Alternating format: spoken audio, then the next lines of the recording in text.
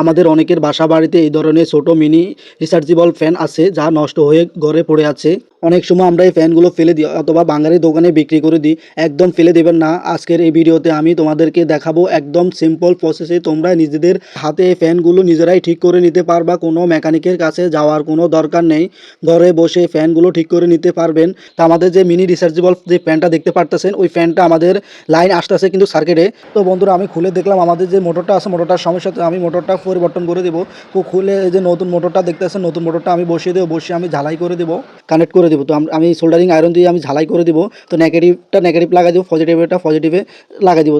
তো লাগানো হয়ে গেলে এবার আমরা কী করবো, এই যে আমরা একটু চালু করে দেখবো আমার ফ্যানে লাইন আসতেছে কিনা, যে ফ্যান আমার ফ্যান মোটর চলতেছে। তো আমি এভাবে চাইলে আমরা ফ্যানগুলো ঘরে বসেও নিজেরাই নিজেদের ঠিক করে নিতে পারবো, কোনো মেকানিকের কাছে যাওয়া লাগবে না।